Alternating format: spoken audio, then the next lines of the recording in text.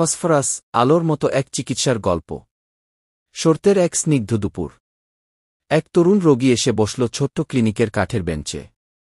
চেহারা ফ্যাকাশে, দেহ রোগা, বুকের হাড় সামান্য বেরিয়ে আছে।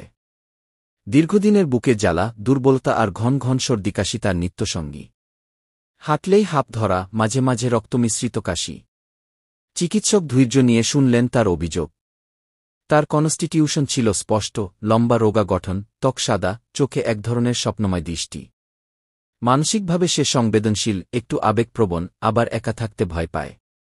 বজ্রপাত, অন্ধকার কিংবা হঠাৎ শব্দে ভীত হয়ে ওঠে। বন্ধুবান্ধবদের কাছে থাকতে ভালোবাসলেও ভেতরে সবসময় এক ধরনের দুর্বলতা আর অস্থিরতা লুকিয়ে থাকে। খাদ্যে ছিল অদ্ভুত প্রবণতা। বরফ ঠান্ডা পানি খেতে চাইত, যদিও খেলেই পাকস্থলিতে অস্বস্তি হতো। লবণ আর মিষ্টির প্রতি অদম্য টান, কিন্তু গরম খাবার বা তৈলাক্ত জিনিসে অরুচি। দুপুরে খাবারের পর তীব্র অজীর্ণ আর অল্পতেই পেট ভরে যাওয়ার অনুভূতি তাকে কাহিল করে দিত। গরম আবহাওয়ায় তার কষ্ট বাড়ত, বিশেষ করে রৌদ্রে দাঁড়াতে পারত না। ঠান্ডা বাতাসে স্বস্তি মিলত, কিন্তু ঠান্ডা ধরলে সর্দিকাশি বেড়ে যেত। মাথায় ঘাম হতো, বিশেষত রাতে বালিশ ভিজে যেত ঘামে। তৃষ্ণা ছিল প্রচণ্ড, ঘন ঘন পানি খেত, কিন্তু ছোট চুমুক দিয়ে। চিকিৎসক লক্ষ্য করলেন তার কিছু আনকমন উপসর্গ: অচেনা মানুষের বিপদ ঘটলে দুঃখ পাওয়া, ভবিষ্যৎ নিয়ে ভয়, আর অদ্ভুত পূর্বানুভূতি। রক্তপাত বা সামান্য আঘাতেই রক্ত পড়া বন্ধ হতে চায় না।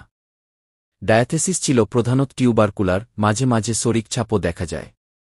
মায়াজম হিসেবে তার মধ্যে দুর্বলতা, পুনপুন শ্বাসতন্ত্রের অসুখ আর অল্পতেই ভেঙে পড়ার প্রবণতা লক্ষ্য করা যায়। সব দিক বিচার করে চিকিৎসক বুঝলেন, এই রোগীর আর বহু ওষুধ নয়, একটি নির্দিষ্ট ওষুধই তাকে প্রকৃত সাহায্য করবে। ফসফরাস নির্বাচন হল। চিকিৎসক সামান্য অর্থ নিয়েই ওষুধটি দিলেন, সমাজসেবার আন্তরিকতায় রোগীর মনে ভরসা জাগালেন। কিছুদিন পর রোগী ফিরে এল হাসিমুখে। কাশি কমেছে, বুকে আগের মতো জ্বালা নেই, খিদে বেড়েছে, শরীরে নতুন প্রাণশক্তি। ছোট্ট সেই ক্লিনিক আবার প্রমাণ করল, সঠিক সময়ে সঠিক ওষুধই পারে রোগীকে অন্ধকার থেকে আলোতে ফিরিয়ে আনতে।